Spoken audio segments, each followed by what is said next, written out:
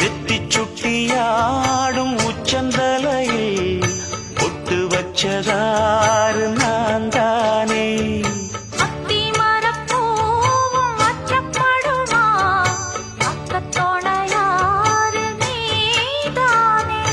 ஆசை பேச்சில் பாதி மூச்சில் லேசாதேகம் சூடு